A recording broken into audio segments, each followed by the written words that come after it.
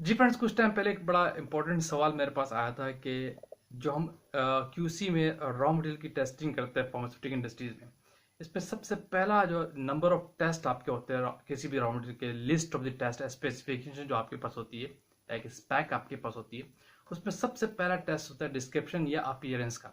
Appearance of the raw material, ये test क्या है, इसको हमें किस तरह देखना चाहिए और इस टेस्ट की इंपॉर्टेंस क्या है। तो आज की वीडियो का मेरा फोकस सिर्फ यही टेस्ट है कि मैं आपको बताता हूँ इस टेस्ट की इंपॉर्टेंस क्या है और आपको इसको टेस्ट को किस तरह चेक करना चाहिए। और अगर इस टेस्ट में अगर आप थोड़ी सी गलती करते हैं तो इससे आप पूरे बैच पे आपका इंपैक्ट आता है जो आप मैन्युफैक्चरिंग में जा रहा होता है रॉ मटेरियल। बेसिकली जो आपका अपीयरेंस का टेस्ट है ना, समटाइम्स रॉ मटेरियल के अंदर किसी भी रॉ मटेरियल की अपीयरेंस लिखी होती है पाउडर फॉर्म, ठीक है। समटाइम लिखा होता है एमॉर्फस फॉर्म, समटाइम लिखा होता है क्रिस्टलाइन पाउडर, ठीक है, समटाइम्स लिखा होता है ग्रेनुलर पाउडर, ठीक है। और इसके साथ एक और चीज लिखी होती है ऑर्गेनोलेप्टिक टेस्ट, अपीयरेंस के अंदर भी आता है। तो इसको जो रॉ मटेरियल टेस्ट करने वाला एनालिस्ट होता है बहुत लाइटली ले रहा होता है, किसी एक एंगल से देख के आगे मूव हो जाता है, अगले टेस्ट को देख रहा होता है। हालांकि यहाँ पे अगर आपकी थोड़ी सी गलती होती है, अगर आपने क्रिस्टलाइन को एमॉर्फस में पास कर दिया या एमॉर्फस आपके पास क्रिस्टलाइन आ गया और आपके प्रोडक्ट बैच, हालांकि आल्दो जो सोर्स तो सेम है, सब कुछ सेम है, अप्रूव सोर्स होती है, तो ये गलत पास हो गया अपीयरेंस की बेस पे तो डेफिनेटली बहुत बड़ा इंपैक्ट आता है।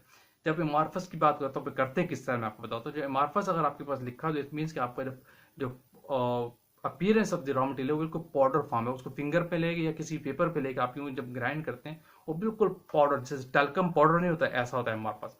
अगर फाइन पाउडर लिखा है तो भी ऐसा ही होता है, ठीक है। लेकिन अगर इसके साथ अगर ये आपका लिखा हुआ है कि क्रिस्टलाइन पाउडर, तो उसके अंदर क्रिस्टल ग्रेनुलर फॉर्म की चीज होगी, ठीक है। थोड़ा क्रिस्टल्स टाइप की टिंग डेफिनेटली आपको नेकेड आई से तो वो चीज नजर नहीं आती, जब आप टेलीस्कोप में आपको देखेंगे, माइक्रोस्कोप पे देखेंगे तो वो क्रिस्टल्स बने हुए आपको नजर आएंगे। लेकिन अगर उसको जो टच से आप टेस्ट करते हैं तो वो एक ग्रेनुलर से फॉर्म में आपको फिंगर में फील होता है, ठीक है। इस बेस पे आपने इस टेस्ट को डिस्टिंग्विश करना होता है, बड़ा इंपॉर्टेंट टेस्ट है।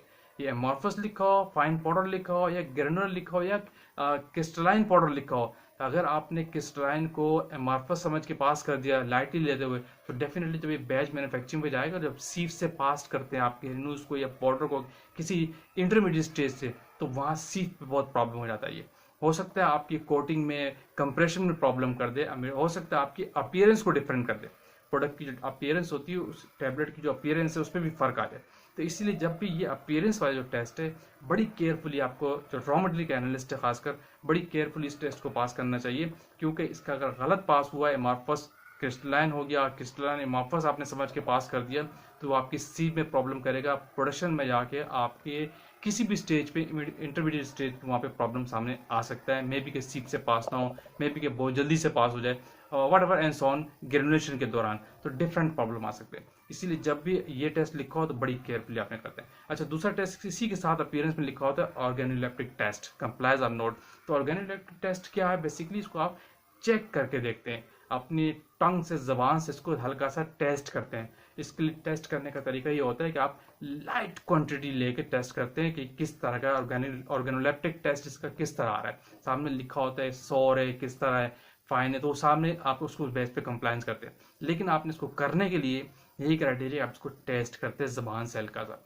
लेकिन ऐसा नहीं कि आपने बहुत ज्यादा लीली टेस्ट कर ली, गलत प्रैक्टिस होती है। इसी तरह जैसे लेबोरेटरी में रिकमेंडेड है, अगर आप कोई सॉल्वेंट लेते हैं, कोई बोतल, कोई भी बोतल आप खोलते हैं किसी भी चीज की, तो कभी भी डायरेक्ट ऐसे उसको नहीं सूंघते उस चीज को, हमेशा उसके ऊपर जो उसका नेक है बोतल का, उसके ऊपर आप यूं हाथ से उस चीज को हिलाते हैं, उसके हल्के से फ्यूम आपको फील होने चाहिए। अगर डायरेक्ट कोई चीज को आप इनहेल करते हैं तो आपकी ये नोज सिस्टम को डैमेज कर सकता है, आपके लंग पे इफेक्ट कर सकता है। इसीलिए कभी भी किसी भी चीज को अगर आपने डायरेक्टली इंटरेक्ट होना है, बिल्कुल लाइट लेवल पर इंट्रैक्शन लेनी होती है, हाई लेवल पे नहीं।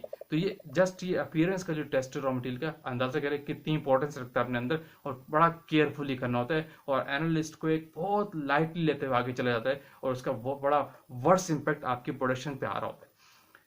क्लियर? ये बेसिकली इस टेस्ट को, ये इस टेस्ट का पर्पस होता है, जहां ऑर्गेनोलेप्टिव लिखा है या जहां पे क्रिस्टलाइन फॉर्म लिखी हुई है, एमॉर्फस लिखी है, पाउडर लिखी है, तो आपने किस तरह करना है, जो हमने आज की वीडियो में डिस्कस किया है।